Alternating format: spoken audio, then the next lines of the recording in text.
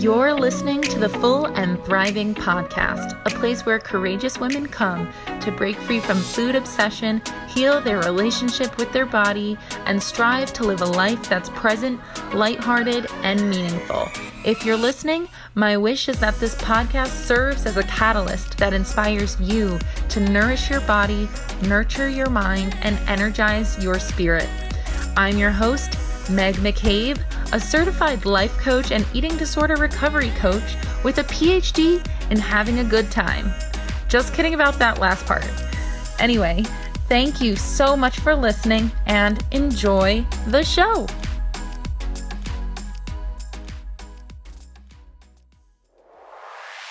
Hey everyone, welcome to another episode of the Full and Thriving Podcast. And today is a solo episode. And I'm starting to have a lot of fun using these solo shows as a chance to call my listeners out on their disordered behaviors and thoughts. And so today you can expect the same thing. Today we will be talking about hunger. And the name of this episode is Stop Making Hunger Complicated. And quick caveat, this episode is primarily aimed towards people in recovery who have their hunger signals intact. Of course, I do acknowledge that there are many people in recovery who don't have their hunger signals intact, and I include a few tidbits for you folks as well. But if you don't have your hunger signals, I still think it's important for you to listen to this episode, because if you're in recovery, you're working to restore those. And if you get your hunger signals back, you're going to want to know how to properly respond to them. So this is something that you can listen to now and keep these tools and ideas in your back pocket for later. So first of all, when planning this episode, I went to Google the definition of hunger. And as an eating disorder recovery coach, I actually couldn't find anything that would be supportive for those in eating disorder recovery. So even the most accepted definitions of hunger seem to complicate what hunger actually is. So why do I share this? First of all, I thought it was very intriguing, but second of all, this validates that eating disorder recovery is hard. I can imagine many listeners Googling the word hunger, trying to figure out if they're actually experiencing hunger or not and what to do about their hunger. And honestly, I wouldn't trust those definitions. For instance, one of the definitions I found online was hunger is a feeling of discomfort or weakness caused by lack of food, coupled with the desire to eat. And I have many problems with this definition. First, hunger is not a weakness. So the fact that they use weakness in the definition of hunger really pisses me off. That feels very diet culture-y to me. And then second, hunger is not always coupled with the desire to eat, obviously, because those with eating disorders usually don't have the desire to eat all the time. So clearly that's untrue as well. So again, this is kind of hilarious to read all of these definitions of hunger when they're trying to get a hold of their own hunger experiences in recovery. So wanted to throw that out there at the start. And my main intention for all of you is to just learn in this episode that hunger is not complicated. It is just a signal from your body that is telling you it needs energy and nourishment. So hunger is a neutral signal from your body, okay? And that's why I couldn't find any definitions I liked, because they didn't use the word signal or any synonyms to that. But if you're confused about hunger, it's probably because you've been gaslit by diet culture to stop trusting your hunger and to question your hunger. And that's really not okay. I see my clients and my community make hunger really complicated, and it manifests in several different ways. And in this episode, I outline 5 ways that the eating disorder recovery community really complicates hunger. And I guess when I say eating disorder recovery community, I actually mean people with eating disorders. So the first way that hunger becomes complicated in recovery is that I see my clients typically overthinking or questioning their hunger. So this usually looks something like, well, maybe I'm not really hungry. Maybe I'm just bored. Maybe my body is lying to me. Maybe I'm just thirsty. Maybe I need water instead. And I'm just here to say that you shouldn't really have to question your hunger. If we're going by the definition of hunger, it is a signal that you need food. The solution is right there. So if you're questioning your hunger and saying, maybe I'm just thirsty, maybe I'm just bored, remember that hunger is a very different sensation than thirst. And boredom is a different sensation than hunger. And that is why you are confused, because you're somewhere along the line, we're told that maybe they're similar. Maybe you are the confused one. In reality, that's not true. So I need you to start trusting your body and take hunger for face value for what it is. And that just requires trust and a sense of simplifying your life. All right? You can trust your body. Your body is on your team. Your body is doing everything it can to keep you alive. And if you do not have your hunger and fullness signals intact, like I mentioned before, this means you should truly trust your team and the meal plan they have put you on. So if you're overthinking or overcomplicating your meal plan and trying to inject a little control into it, remember that all of the decisions have already been made for you. It's not that complicated. You just have to trust your dietitian who made the plan and follow through with that plan. And I know that's extremely difficult to do, but if we're talking about trust versus overthinking, I need everyone with hunger signals to trust that their signals are real, and everyone with a meal plan to trust that that was created for your true recovery and for your benefit. So, the second way I see my clients and people in my community complicating hunger is when they start ignoring or suppressing their hunger for some reason. And when you have an eating disorder, this is quite common. And when you ignore your hunger, this is when your body stops trusting you to take care of it. So it's almost like instead of performing as one unit, you and your body start to be at war against each other. So there is a divide. And let me tell you that there are no benefits to ignoring or suppressing your hunger, because your body's going to do everything it can to make sure you actually get the food that you need. And if you continue suppressing your hunger, your body's just going to start to get really crafty and start to slow down your metabolism and shut down other functions so that it can optimize the limited calories and nutrients that it's getting from you, the owner that it trusted and is currently being really betrayed by. Because honestly, not feeding your body is like not feeding a really loyal puppy. Your body is on your team. It wants you to survive.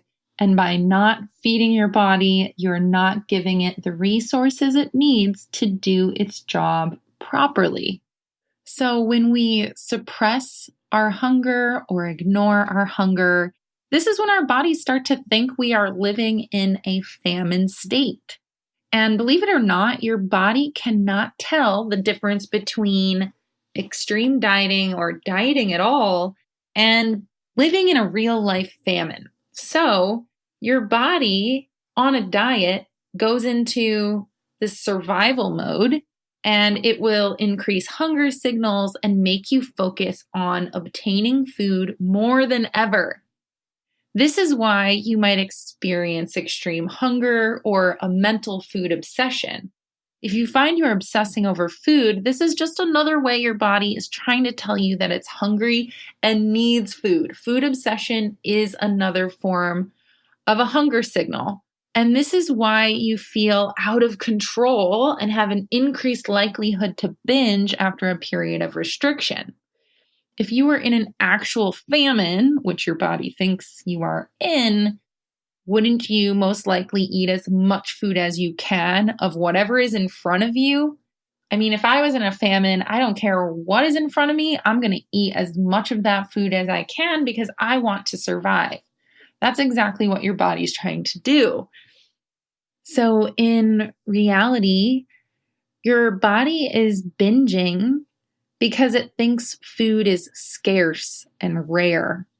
And your body is binging because it is trying to literally inhale as much nourishment and energy as possible while food is available, which is why I see so many people be afraid to eat one cookie because they know that their body's just going to hijack the situation and eat the whole sleeve of cookies. And this is because your body does not realize food is always available to it. It thinks it's in a famine. So the only way you can really break yourself out of this restrict binge cycle is to start properly responding to your hunger until you are physically and mentally satisfied. So you must eat regularly and respond to your hunger religiously. This means not just eating a really tiny meal, but maybe you need a much bigger meal in that moment. We need to start teaching our body that food is always available. That's the whole point of eating regularly. And then soon what you'll find is that you stop putting food on this pedestal. And by feeding yourself regularly, your body will start to get the hint and feel the reality that food is actually always available to it and that it's not actually in a famine.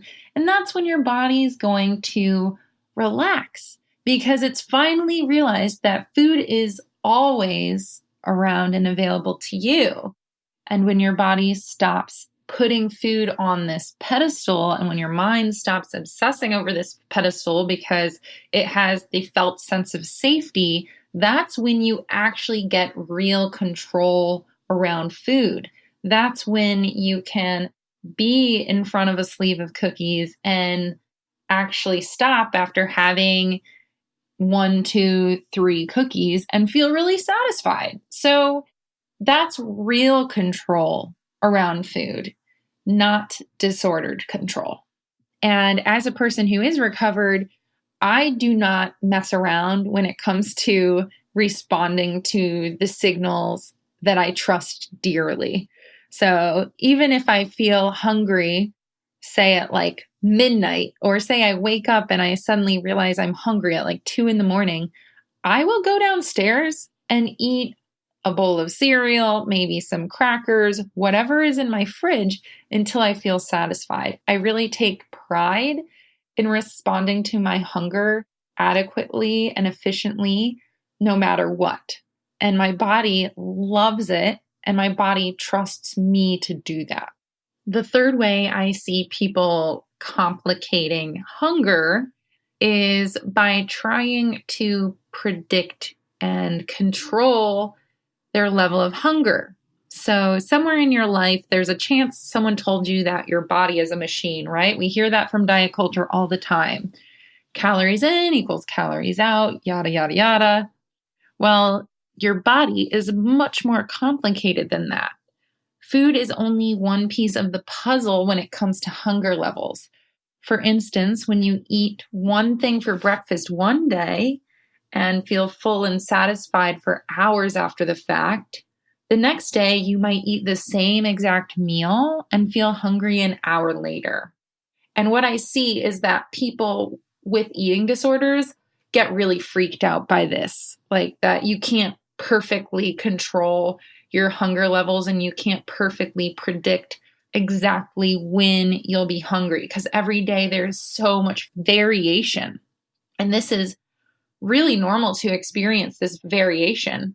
And when I experience this, so when I find that I'm way more hungry one day than I typically am, I just hold space for the fact that it could be a multitude of things. And I try to approach that with a sense of curiosity instead of feeling emotional or frustrated or upset. So I try to keep in mind that my changes in hunger level could be due to things like my stress level, my activity level, my hormone levels, all the things. And this is just a reminder that you really shouldn't be trying to predict your hunger or plan when you're going to be hungry because you just really don't know. So if you find yourself caught in that or find yourself really confused about why one day you're hungrier than the other, you just have to let that go and accept that that's something that your body is in charge of, and you need to relinquish the control around that. So that's number 3, trying to predict your hunger. That's just going to get you in a situation that's pretty frustrating. The 4th way I find people with eating disorders complicate hunger is that they start to get really emotional about their hunger. And I'm here to remind you that hunger is a neutral experience. Hunger is merely a signal, like I said before. So if your hunger causes you fear, shame, anxiety, distress, this is a sign that your relationship with food is probably disordered. Hunger is neutral. I wish I could scream that from a mountaintop. Remember that it's just a signal. So if you're hungry 20 minutes after eating a snack, that doesn't make you wrong. That doesn't make you a bad person. You didn't make any mistakes. You're not a failure. All of those thoughts that you have are what make hunger such an emotional experience. And hunger doesn't have to be that way. If anything, hunger is just an indication that you need to feed yourself and just take it as face value. We don't need to fill in the blanks with what this means about us or anything like that. So the 5th and final way I see hunger getting complicated by those with eating disorders is that people with eating disorders tend to view extreme hunger as their only permission slip to eat. And so they try to set themselves up to feel a certain level of hunger before every single meal because they have that belief that I must be hungry in order to eat. And that is not true. You do not have to be hungry to eat all of your meals and snacks. So when you see that you're putting your ability to eat under these strict conditions, that's when things get complicated. Any level of hunger needs to be responded to properly. So if you're slightly hungry, you can respond to that. You don't have to wait until you are starved or famished. When you fall into this trap, you will put a lot of pressure on every meal to be perfect. And that's not how the real world works. Not every meal is going to be perfect. Not everything is going to be this thrilling experience or an adventure. Not all meals should feel magical. Some meals are just mechanical. Some are boring. Sometimes you're not even really hungry when you approach them. But that doesn't mean you shouldn't eat or that you're not allowed to eat. You need to eat anyway. This is your responsibility as a human with a body. You need to know that your body needs fuel. And this is especially your responsibility in recovery. Think of it. If you own a little animal, like a puppy, it is your responsibility to feed it regularly and adequately every day. And as a human with a body, you also need to take responsibility for this. Think about the pet example again. You can't feel your puppy's hunger signals, but you know that in order to keep the puppy alive, you need to feed it regularly and enough. And so if you've lost your hunger signals, you need to treat yourself with the same respect and dignity, right? You need to feed yourself regularly and enough to keep your body going, to keep your body surviving so that you can live this beautiful life. And I know there are many of you who are thinking, I don't deserve to treat myself with respect. I don't deserve to treat myself with dignity. I don't want to be kind to my body. I'm here to tell you that you do, and that those thoughts are disordered thoughts.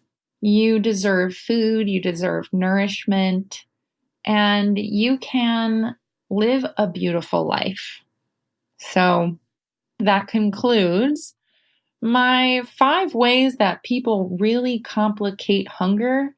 And we want to remember that hunger is not complicated. Stop making it complicated. I know that hunger feels complicated, and I know that feeling feels really real, but we need to remember that feelings are not facts. So it feels complicated, but the fact is, hunger is still just a signal. And I know it might upset people to hear this because we've made it be something so much bigger than it actually is to us. But I just want to remind you that we can actually simplify it again to being what it is, which is a signal. And now I sound like a broken record, but that is exactly what it is. It is truly a neutral signal that is telling you your body needs nourishment. That's all it is. We do not need to make it more complicated than this. We do not need to make it mean something about us. We don't need to let hunger ruin our day. Hunger is not here to ruin your day. It is not here to emotionally beat you up. Hunger is merely a signal that we know how to respond to, whether intuitively or the way your treatment team has told you to respond to it. And I want you to trust that. And if you're sitting here feeling really confused and lost about where to start when it comes to healing your relationship with hunger, I want you to begin with eating regularly and then eventually eating adequately. So regular eating means building up to 3 meals a day and 3 snacks. And once you're an intuitive eater, that might look a little bit different, but start with eating regularly and then build some flexibility within that. So if you are eating regularly, but you notice you're hungry at different times of the day, facing the fear of eating maybe at odd times of the day when you actually feel that hunger really helps. So when you feel hunger, I challenge you to stop what you're doing and respond in that moment. It doesn't have to be the exact time of day you like to eat a meal or a snack. It can just be this random moment, but you're going to feel really empowered by practicing responding to your hunger when you actually feel it. There's no need to wait it out until lunch or wait it out until snack. Just give that a try. The more you do things like that, those baby steps that make you face your fear, the more empowered you're going to feel, the more confident you're going to feel, and then those fears start to fade away. So that's where I would start if you're really lost when it comes to hunger. And next time you do feel hungry and you start to feel scared, just remember this episode. Hunger is your friend. It's just your body trying to communicate its needs, and you can take it at face value. And that just means now you know what to do. Now you know that you need to feed it. It's pretty simple. All right. That is all, my friends. I know deep down that if you are listening to this episode, it means that you believe, or there's a part of you that really wants to believe true recovery is possible for you. So keep going. Remember that recovery is worth it and that you are worthy of recovery and you are sick enough to start recovery if you haven't started yet. All right, that's it for now, folks. I will see you next time. Have a beautiful day.